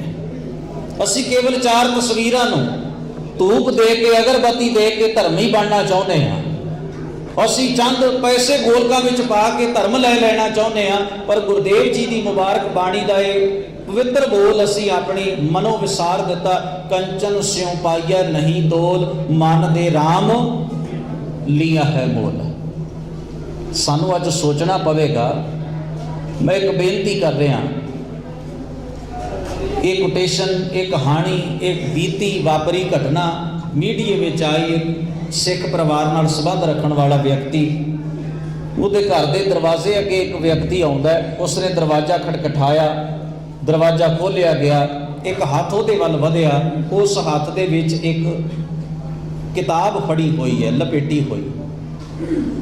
ਉਹ ਕਿਤਾਬ ਉਹ ਵਿਅਕਤੀ ਕਹਿੰਦਾ ਜੀ ਤੁਸੀਂ ਲੈ ਲਵੋ, ਇਹ ਕਿਤਾਬ ਮੈਂ ਤੁਹਾਨੂੰ ਦੇ ਕੇ ਜਾਣਾ ਚਾਹੁੰਦਾ, ਇਹਨੂੰ ਰੱਖ ਲਵੋ। ਘਰ ਵਾਲੇ ਨੇ ਪੁੱਛਿਆ ਇਹ ਕੀ ਹੈ? ਸਿੱਖ ਪਰਿਵਾਰ ਸੀ। ਘਰ ਵਾਲਾ ਪੁੱਛਦਾ ਇਹ ਕੀ ਹੈ? ਦੱਸਣ ਵਾਲੇ ਨੇ ਦੱਸਿਆ ਜੀ ਮੈਂ ਈਸਾਈ ਮਿਸ਼ਨਰੀ ਆ, ਇਹ ਸਾਡਾ ਧਰਮ ਗ੍ਰੰਥ ਹੈ, ਬਾਈਬਲ ਹੈ, ਰੱਖ ਲਓ। ਗੁਰਸਿੱਖ ਪਰਿਵਾਰ ਨੇ ਆਖਿਆ, ਕਹਿਣ ਮੇਰਾ ਇਹਦੇ ਨਾਲ ਕੀ ਵਾਹ ਹੈ ਭਾਈ, ਇਹਨੂੰ ਤੂੰ ਲੈ ਜਾ, ਅਸੀਂ ਇਹਨੂੰ ਨਹੀਂ ਪੜ੍ਹਦੇ, ਸਾਡਾ ਇਹਦੇ ਤੇ ਕੋਈ ਸਿਦਕ ਭਰੋਸਾ ਸੀ, ਇਹ ਕੀ ਕਰਨੀ ਹੈ, ਤੂੰ ਇਹਨੂੰ ਲੈ ਜਾ। ਉਹ ਜ਼ਿੱਦ ਕਰਦਾ, ਕਹਿਣ ਲੱਗਾ ਜੀ ਰੱਖ ਲਓ, ਨਾ ਪੜ੍ਹਨਾ ਘਰ 'ਚ ਰੱਖ ਤੇ ਲਓ। ਉਹਨੇ ਹੈਰਾਨ ਹੋ ਕੇ ਅੱਗੋਂ ਸਵਾਲ ਕਹਿਣ ਲੱਗਾ, ਜਦੋਂ ਪੜ੍ਹਨੀ ਨਹੀਂ ਰੱਖ ਕੇ ਇਹਦਾ ਮੈਂ ਕੀ ਕਰਾਂਗਾ, ਤੂੰ ਲੈ ਜਾ, ਤੇਰਾ ਧਰਮ ਗ੍ਰੰਥ ਹੈ, ਤੂੰ ਪੜ੍ਹਦਾ ਰਹਿ, ਮੈਂ ਨਹੀਂ ਰੱਖਣਾ ਚਾਹੁੰਦਾ। ਕਹਿਣ ਲੱਗਾ ਜੀ ਨਾ ਪੜ੍ਹਨਾ, ਮੈਂ ਇੰਨੀ ਦੂਰੋਂ ਚੱਲ ਕੇ ਤੁਹਾਡੇ ਦਰਵਾਜ਼ੇ ਤੇ ਆਇਆ, ਘੱਟੋ ਘੱਟ ਮੇਰੇ ਆਏ ਦੀ ਇੰਨੀ ਕੁ ਤਾਂ ਇੱਜ਼ਤ ਕਰੋ, ਕਿਤਾਬ ਤਾਂ ਮੇਰੇ ਹੱਥੋਂ ਫੜ ਲਓ ਨਾ, ਘਰ 'ਚ ਕਿਸੇ ਕੋਨੇ 'ਚ ਰੱਖ ਦੇਣਾ। ਹੁਣ ਉਹਦੇ ਮਨ ਵਿੱਚ ਇੱਕ ਉਤਸੁਕਤਾ ਪੈਦਾ ਹੋਈ। ਕਹਿਣ ਲੱਗੇ ਇੱਕ ਗੱਲ ਤਾਂ ਦੱਸ, ਮੈਂ ਇਹ ਚੀਜ਼ ਰੱਖਣਾ ਨਹੀਂ ਚਾਹੁੰਦਾ, ਤੂੰ ਜ਼ਬਰਦਸਤੀ ਮੈਨੂੰ ਦੇ ਕੇ ਜਾਣਾ ਚਾਹੁੰਦਾ, ਇਹਦਾ ਮੈਂ ਕੀ ਕਰਾਂ? ਜੇ ਮੈਂ ਘਰ ਦੇ ਕੋਨੇ 'ਚ ਰੱਖ ਵੀ ਦਿਆਂ, ਤੈਨੂੰ ਇਹਦੇ 'ਚ ਕੀ ਫਾਇਦਾ, ਤੈਨੂੰ ਇਹਦੇ 'ਚ ਕੀ ਲਾਭ ਹੈ? ਉਹ ਜਿਹੜਾ ਬਾਹਰੋਂ ਕਿਤਾਬ ਦੇਣ ਵਾਲਾ ਹੱਥ ਵਧਿਆ ਨਾ, ਉਹਨੇ ਇੱਕ ਗੱਲ ਕਹੀ। ਕਹਿਣ ਲੱਗਿਆ ਮੈਨੂੰ ਪਤਾ ਤੁਸੀਂ ਇਹਨੂੰ ਨਹੀਂ ਪੜ੍ਹੋਗੇ, ਮੈਨੂੰ ਇਹ ਵੀ ਪਤਾ ਹੋ ਸਕਦਾ ਤੁਹਾਡੀ ਆਉਣ ਵਾਲੀ ਅਗਲੀ ਪੀੜ੍ਹੀ, ਤੁਹਾਡੇ ਬੱਚੇ ਵੀ ਨਹੀਂ ਪੜ੍ਹਨਗੇ, ਤੇ ਜਿੰਨਾ ਚਿਰ ਤੁਸੀਂ ਜੀਵਤ ਰਹੋਗੇ ਹੋ ਸਕਦਾ ਤੁਹਾਡੇ ਪੁੱਤਰ ਤੇ ਪੋਤਰੇ ਵੀ ਇਹਨੂੰ ਨਹੀਂ ਪੜ੍ਹਨਗੇ। ਪਰ ਹੋ ਸਕਦਾ ਘਰ ਦੇ ਕਿਸੇ ਕੋਨੇ ਵਿੱਚ ਪਈ ਹੋਈ ਇਹ ਕਿਤਾਬ ਤੁਹਾਡੀ ਉਮਰ ਦੇ ਨਾਲ ਪੁਰਾਣੀ ਹੁੰਦੀ ਜਾਏਗੀ। ਜਦੋਂ ਤੁਹਾਡੇ ਪੜਪੋਤੇ, ਤੁਹਾਡੀ ਤੀਸਰੀ ਚੌਥੀ ਪੀੜ੍ਹੀ ਆਏਗੀ ਨਾ, ਉਹਦੇ ਅੰਦਰ ਇੱਕ ਵਿਚਾਰ ਹੋਏਗਾ, ਇਹ ਸਾਡੇ ਪੜਦਾਦਾ ਜੀ ਦੇ ਹੱਥਾਂ ਦੀ ਕਿਤਾਬ ਹੈ, ਜ਼ਰੂਰ ਪੜ੍ਹਦੇ ਹੋਣਗੇ, ਅਸੀਂ ਪੜ੍ਹ ਕੇ ਦੇਖੀਏ ਇਹਦੇ ਵਿੱਚ ਕੀ ਹੈ। ਇਹ ਸਾਡੇ ਪੜਦਾਦਾ ਜੀ ਨੇ ਰੱਖੀ ਹੈ, ਉਹ ਜ਼ਰੂਰ ਪੜ੍ਹਦੇ ਹੋਣਗੇ, ਅਸੀਂ ਵੀ ਇਸ ਨੂੰ ਪੜ੍ਹ ਕੇ ਵੇਖੀਏ ਇਹਦੇ ਵਿੱਚ ਕੀ ਲਿਖਿਆ ਹੋਇਆ ਹੈ। ਦੇਖੋ ਦੁਨੀਆ ਦੀਆਂ ਕੌਮਾਂ ਕਿੰਨੀ ਸਿਆਣਪ ਨਾਲ ਆਪਣੇ ਧਰਮ ਗ੍ਰੰਥ ਨੂੰ ਆਉਣ ਵਾਲੀਆਂ ਪੀੜ੍ਹੀਆਂ ਦਾ ਪ੍ਰਬੰਧ ਕਰਕੇ ਵੰਡ ਰਹੀਆਂ ਨੇ, ਆਪਣੇ ਕੌਮੀ ਪ੍ਰਚਾਰ ਵਾਸਤੇ ਕਿੰਨੀਆਂ ਯਤਨਸ਼ੀਲ ਨੇ, ਤੇ ਅਸੀਂ ਕੀ ਹਾਂ? ਅਸੀਂ ਘਰ ਦੇ ਗੁਟਕਾ ਸਾਹਿਬ ਘਰ 'ਚ ਰੱਖੀਆਂ ਪੋਥੀਆਂ ਵੀ ਗੁਰਦੁਆਰੇ ਛੱਡ ਜਾਂਦੇ, ਭਾਈ ਸਾਹਿਬ ਤੁਹਾਨੂੰ ਤਨਖਾਹ ਦੇ ਦਈਏ ਵੀ ਤੁਸੀਂ ਪੜ੍ਹ ਲਿਆ ਕਰੋ, ਅਸੀਂ ਤੁਹਾਨੂੰ ਤਨਖਾਹ ਦਿੰਦੇ ਆ, ਇਹ ਵੀ ਤੁਸੀਂ ਪੜ੍ਹ ਲਿਆ ਕਰੋ, ਇਹ ਤੁਹਾਡੀ ਜ਼ਿੰਮੇਵਾਰੀ ਹੈ, ਇਹ ਸਾਡੀ ਜ਼ਿੰਮੇਵਾਰੀ ਨਹੀਂ। ਇੱਕ ਛੋਟੀ ਜਿਹੀ ਘਟਨਾ ਕਹਿ ਕੇ ਮੈਂ ਸਮਾਪਤੀ ਕਰਾਂ। ਇੱਕ ਮਸਜਿਦ ਦੇ ਵਿੱਚ 50 ਕਾਪੀਆਂ ਕੁਰਾਨ ਦੀਆਂ ਪਈਆਂ ਹੋਈਆਂ ਨੇ, 50 ਕਾਪੀਆਂ, ਲੁਧਿਆਣੇ ਦੀ ਇੱਕ ਮਸਜਿਦ ਦੇ ਵਿੱਚ। ਕਾਜ਼ੀ ਸਾਹਿਬ ਨੂੰ ਅਸੀਂ ਪੁੱਛਿਆ ਵੀ ਇੰਨੀਆਂ ਕੁਰਾਨ ਰੱਖੀਆਂ ਹੋਈਆਂ ਨੇ, 50 ਕਾਪੀਆਂ ਨੇ ਤੁਹਾਡੀ ਮਸਜਿਦ ਵਿੱਚ ਕੁਰਾਨ ਦੀਆਂ, ਇਹਨਾਂ ਦੀ ਕੀ ਲੋੜ ਹੈ? ਇੰਨੀਆਂ ਕੋਈ ਪੜ੍ਹਦਾ?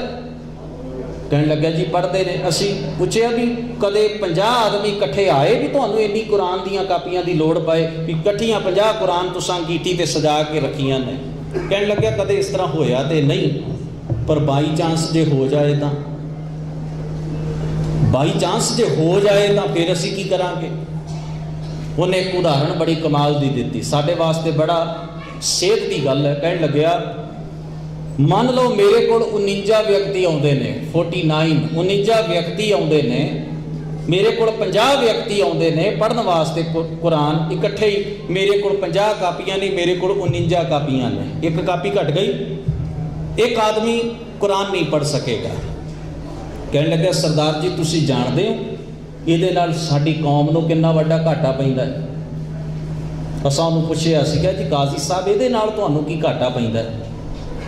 ਕਹਿਣ ਲੱਗਿਆ ਮੰਨ ਲਓ ਸਾਡੇ ਕੋਲ 49 ਕਾਪੀਆਂ ਨੇ ਕੁਰਾਨ ਦੀਆਂ, ਪੜ੍ਹਨ ਵਾਲੇ 50 ਇੱਕ ਟਾਈਮ ਦੇ ਉੱਤੇ ਆ ਜਾਂਦੇ, ਉਹਨਾਂ ਕੋਲ ਬੜਾ ਸ਼ਾਰਟ, ਬੜਾ ਥੋੜਾ ਜਿਹਾ ਸਮਾਂ ਹੈ, ਉਹਨਾਂ ਨੇ ਉਹਦੇ ਵਿੱਚੋਂ ਕੁਝ ਪੜ੍ਹਨਾ ਹੈ, 49 ਪੜ੍ਹ ਜਾਣਗੇ, ਇੱਕ ਬੰਦਾ ਰਹਿ ਜਾਏਗਾ ਨਾ। ਮੰਨ ਲਓ ਉਹਨਾਂ ਕੋਲ 5 ਮਿੰਟ ਦਾ ਸਮਾਂ ਹੈ, 5 ਮਿੰਟਾਂ 'ਚ ਇੱਕ ਬੰਦਾ ਖਾਲੀ ਚਲਾ ਜਾਏਗਾ ਨਾ, ਉਹਨੂੰ ਕੁਰਾਨ ਨਹੀਂ ਮਿਲ ਸਕੇਗੀ। ਅਸੀਂ ਪੁੱਛਿਆ ਇਹਦੇ 'ਚ ਨੁਕਸਾਨ ਕੀ ਹੋਇਆ? ਕਹਿਣ ਲੱਗਿਆ ਮੰਨ ਲਓ 5 ਮਿੰਟਾਂ 'ਚੋਂ ਕੁਰਾਨ ਦੀ ਇੱਕ ਆਇਤ ਪੜ੍ਹਦਾ, ਇੱਕ ਕਲਮਾ ਪੜ੍ਹਦਾ, ਬਿਲਕੁਲ 5 ਮਿੰਟਾਂ ਦੇ ਵਿੱਚ ਇੰਨਾ ਕੀ ਉਹ ਪੜ੍ਹਦਾ ਤੇ ਕੁਰਾਨ ਰੱਖ ਕੇ ਵਾਪਸ ਚਲਾ ਜਾਂਦਾ ਹੈ। ਕਹਿਣ ਲੱਗਿਆ ਉਹ ਬੰਦਾ ਜੇ ਕੁਰਾਨ ਦੇ ਇੱਕ ਕਲਮੇ ਦੀ ਆਇਤ ਜਾਂ ਕਲਮਾ ਪੜ੍ਹਦਾ ਹੈ ਤੇ ਜੇ ਉਹਦੇ 'ਚੋਂ ਅੱਧਾ ਹਿੱਸਾ ਵੀ ਉਹਨੂੰ ਸਮਝ ਆ ਜਾਂਦਾ ਹੈ, ਮੰਨ ਲਓ ਉਹ ਬੰਦਾ 20 ਜਾਂ 30 ਸਾਲ ਜਿਉਂਦਾ ਇਸ ਧਰਤੀ ਦੇ ਉੱਤੇ, ਉਹ ਅੱਗੇ 3 ਬੰਦਿਆਂ ਨਾਲ ਵੀ ਉਹ ਗੱਲ ਸ਼ੇਅਰ ਕਰ ਜਾਂਦਾ ਹੈ। ਕਿੰਨੇ ਆਦਮੀ ਹੋ ਗਏ? 4 ਹੋ ਗਏ ਨਾ ਜੀ। ਇੱਕ ਤਾਂ ਖੁਦ ਪੜ੍ਹਨ ਵਾਲਾ, 3 ਬੰਦੇ ਉਹ ਜਿਨ੍ਹਾਂ ਨੂੰ ਉਹਨੇ ਅੱਗੇ ਦੱਸਿਆ। ਕਹਿਣ ਲੱਗਿਆ 4 ਪਾਠਕ ਅਸੀਂ ਕੁਰਾਨ ਦੇ ਆਪਣੇ ਇੱਕ ਝਟਕੇ ਦੇ ਵਿੱਚ ਖਤਮ ਕਰ ਲੈ। ਜੇ ਸਾਡੇ ਕੋਲ ਕੁਰਾਨ ਦੀ ਇੱਕ ਵੀ ਕਾਪੀ ਘਟਦੀ ਹੈ, ਸਾਡੇ 4 ਸਰੋਤੇ ਘਟਦੇ ਨੇ। ਕੁਰਾਨ ਨੂੰ ਪੜ੍ਹਨ ਵਾਲੇ 4 ਕੁਰਾਨ ਦੇ ਪਾਠਕ ਘਟਦੇ ਨੇ। ਉਹਨਾਂ 4 ਬੰਦਿਆਂ ਨੂੰ ਪਤਾ ਲੱਗੇਗਾ ਅੱਲਾਹ ਤਾਲਾ ਨੇ ਪਾਕ ਕੁਰਾਨ ਦੇ ਵਿੱਚ ਕੀ ਉਪਦੇਸ਼ ਤੇ ਹਦਾਇਤ ਦਿੱਤੀ ਹੈ। ਉਹਨਾਂ 4 ਬੰਦਿਆਂ ਤੱਕ ਹੋ ਸਕਦਾ ਮੈਂ ਸਾਰੀ ਜ਼ਿੰਦਗੀ ਨਾ ਪਹੁੰਚ ਸਕਾਂ, ਉਹ 4 ਬੰਦਿਆਂ ਦਾ ਘਾਟਾ ਮੇਰੀ ਕੌਮ ਨੂੰ ਕਿੱਡਾ ਵੱਡਾ ਘਾਟਾ ਹੈ। ਅਸੀਂ ਆਪਣੇ ਪੈਗੰਬਰ ਦਾ ਪੈਗਾਮ ਉਹਨਾਂ 4 ਬੰਦਿਆਂ ਤੱਕ ਪਹੁੰਚਾ ਨਹੀਂ ਸਕਾਂਗੇ। ਇਸ ਕਰਕੇ ਰੱਖੀਆਂ ਨੇ। ਔਰ ਜ਼ਰਾ ਸੋਚੀਏ, ਸਾਡੀ ਸੋਚ ਇੰਨੀ ਵਿਕਸਿਤ ਹੈ ਵੀ ਅਸੀਂ ਕਦੇ ਚਿੰਤਾ ਕੀਤੀ ਹੋਵੇ ਕਿ ਅਸੀਂ ਵੱਧ ਤੋਂ ਵੱਧ ਗੁਰਮਤਿ ਦਾ ਸੁਨੇਹਾ, ਗੁਰੂ ਗ੍ਰੰਥ ਸਾਹਿਬ ਦੀ ਬਾਣੀ ਦਾ ਸੁਨੇਹਾ ਕਿੰਨਿਆਂ ਤੱਕ ਪਹੁੰਚਾ ਸਕੇ ਹਾਂ? ਨਹੀਂ, ਅਸੀਂ ਤਸਵੀਰਾਂ ਨੂੰ ਧੂਪ ਦੇਵਾਂਗੇ, ਅਸੀਂ ਸੰਗਰਾਂਦ ਵਾਲੇ ਦਿਨ ਗੁਰਦੁਆਰੇ ਆ ਕੇ ਇੱਕ ਨਵਾਂ ਧਾਗਾ ਪੀੜੇ ਨਾਲੋਂ ਖੋਲਾਂਗੇ, ਗੁੱਟ ਤੇ ਲਪੇਟ ਕੇ ਚਲੇ ਜਾਵਾਂਗੇ, ਆਪਣੀਆਂ ਦੁਕਾਨਾਂ ਤੇ ਮੂਰਤੀ ਪੂਜਾ ਕਰਾਂਗੇ, ਵੱਧ ਤੋਂ ਵੱਧ ਧਨ ਆ ਜਾਏ, ਵੱਧ ਤੋਂ ਵੱਧ ਦੌਲਤ ਆ ਜਾਏ। ਅਸੀਂ ਕੇਵਲ ਮੀਡੀਆ ਦੇ ਪ੍ਰਭਾਵ ਦੇ ਅਧੀਨ ਕੱਚ ਘਰੜ ਗੱਲਾਂ ਨੂੰ ਸੁਣਦੇ ਜਾਵਾਂਗੇ। ਆਪ ਅਸੀਂ ਧੰਨ ਗੁਰੂ ਗ੍ਰੰਥ ਸਾਹਿਬ ਮਹਾਰਾਜ ਦੀ ਬਾਣੀ ਨਾਲ ਕੋਈ ਸਾਂਝ ਬਣਾਉਣ ਦਾ ਯਤਨ ਨਹੀਂ ਕਰਾਂਗੇ। ਔਰ ਜਿੰਨਾ ਚਿਰ ਸਾਡੀ ਆਪਣੀ ਸਾਂਝ ਗੁਰਬਾਣੀ ਨਾਲ ਪੀੜੀ ਤੇ ਪੱਕੀ ਨਹੀਂ ਹੋਵੇਗੀ, ਅਸੀਂ ਕਿਸੇ ਨੂੰ ਕੀ ਕਹਿ ਸਕਾਂਗੇ ਕਿ ਸਾਡੇ ਗੁਰੂ ਗ੍ਰੰਥ ਸਾਹਿਬ ਮਹਾਰਾਜ ਸਾਨੂੰ ਕੀ ਜੀਵਨ ਦੀਆਂ ਸੇਧਾਂ ਬਖਸ਼ਿਸ਼ ਕਰ ਰਹੇ ਨੇ। ਤਾਂ ਤੇ ਸਤਿਗੁਰੂ ਦੇ ਪਿਆਰ ਵਾਲਿਓ, ਐਸੇ ਜਿਹੜੇ ਸਮਾਗਮ ਜਿਨ੍ਹਾਂ ਵਿੱਚ ਅੱਜ ਆਪ ਸੱਜ ਬੈਠੇ ਹੋ, ਇਹ ਇਸ ਵਾਸਤੇ ਹੁੰਦੇ ਨੇ ਕਿ ਸਾਡੇ ਮਨਾਂ ਅੰਦਰ ਇੱਕ ਉਤਸ਼ਾਹ ਪੈਦਾ ਹੋ ਜਾਏ, ਅਸੀਂ ਪਛਾਣ ਕਰ ਸਕੀਏ ਵੀ ਸਾਡੇ ਗੁਰੂ ਦਾ ਅਸਲ ਰੂਪ ਕੀ ਹੈ। ਅਸੀਂ ਪਛਾਣ ਕਰ ਸਕੀਏ ਕਿ ਸਾਡਾ ਸਿੱਖ ਸਿਧਾਂਤ ਕੀ ਹੈ, ਅਸੀਂ ਪਹਿਚਾਣ ਕਰ ਸਕੀਏ ਸਾਡਾ ਵਿਰਸਾ ਕੀ ਹੈ, ਅਸੀਂ ਇਸ ਗੱਲ ਨੂੰ ਪਛਾਣ ਸਕੀਏ ਸਾਡਾ ਕਲਚਰ ਕੀ ਹੈ, ਅਸੀਂ ਆਪਣੀ ਸੱਭਿਅਤਾ ਨਾਲ ਕਿਵੇਂ ਜੁੜ ਸਕਦੇ ਹਾਂ, ਸਾਡੀ ਸੱਭਿਅਤਾ ਦੇ ਵਿੱਚ ਕਿੰਨੀਆਂ ਕੀਮਤੀ ਬਾਤਾਂ ਸਾਡੇ ਬਜ਼ੁਰਗਿਆਂ ਨੇ ਪੁਰਖਿਆਂ ਨੇ ਕਮਾ ਕੇ ਸਾਨੂੰ ਦਸੀਆਂ ਨੇ। ਇਹ ਇਸ ਵਾਸਤੇ ਸਾਰੇ ਪ੍ਰੋਗਰਾਮ ਉਲੀਕੇ ਜਾਂਦੇ ਨੇ ਔਰ ਇਹਨਾਂ ਦਾ ਲੰਮੇਰੇ ਸਮੇਂ ਵਿੱਚ ਲਾਭ ਤਾਈਓ ਹੁੰਦਾ ਹੈ ਜੇ ਅਸੀਂ ਇਹਨਾਂ ਤੋਂ ਕੁਝ ਸਿੱਖਿਆ ਲੈ ਕੇ ਇਸ ਉਤਸ਼ਾਹ ਨੂੰ ਆਪਣੇ ਜੀਵਨ ਵਿੱਚ ਜਿਉਂਦਿਆਂ ਰੱਖੀਏ।